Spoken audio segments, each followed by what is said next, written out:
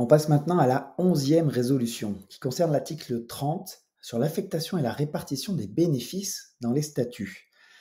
Là encore, pas de panique, aucun gros changement. En fait, il faut savoir que jusqu'à présent, nous avions bloqué la génération de dividendes financiers au fait de revenir sur une température équivalente à l'ère pré-industrielle, c'est-à-dire avant finalement l'emballement de changements climatiques liés aux activités humaines.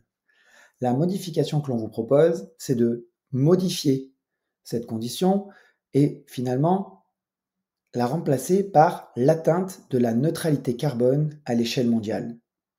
Pourquoi cette modification? Il y a principalement 3 raisons. La première d'entre elles, c'est qu'on s'aligne ainsi avec finalement l'ensemble des acteurs de la lutte contre le changement climatique, que ce soit à l'échelle nationale ou à l'échelle mondiale. Il est vrai que ce qui est des accords de Paris ou de la stratégie nationale bas carbone ou des différents plans de transformation de l'économie, on va se baser sur le fait d'atteindre cette neutralité carbone qui est un objectif que ont les différents États à l'échelle mondiale.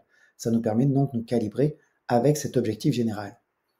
Le deuxième élément qui nous fait faire cette modification est plutôt philosophique, ou en tout cas nous permet de nous préserver sur les innovations que l'on va mettre en œuvre. En effet, on a, si je le caricature, 2 capacités de répondre aux problèmes. La première est de faire en sorte d'améliorer notre quotidien, de baisser nos émissions, que ce soit avec des actions de sobriété, des actions d'efficacité énergétique, de nouvelles solutions qui décarbonent, ou même de stockage de carbone. Il y a aussi une deuxième alternative que l'on appelle de la géo-ingénierie qui consisterait finalement à masquer le problème.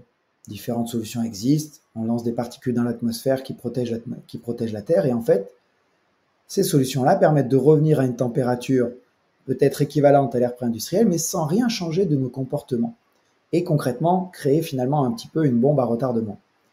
C'est pour éviter ce cas-là que l'on clarifie en désignant maintenant comme objectif l'atteinte de la neutralité carbone. Ces solutions de géo-ingénierie ne peuvent pas être prises en compte dans Team for the Planet. Mais je vous rassure, on avait déjà veillé à ce que ce ne soit pas le cas. Simplement, on s'accorde sur les statuts.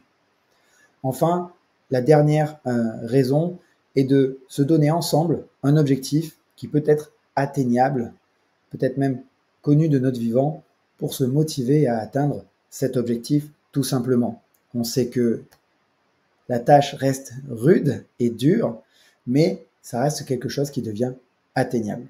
Voilà pourquoi nous faisons cette petite évolution sur l'objectif à court terme. Évidemment, aucun changement, l'ensemble du fonctionnement reste le même et les dividendes et les seuls dividendes que Team for the Planet va distribuer les prochaines années seront des dividendes climat et on espère un maximum.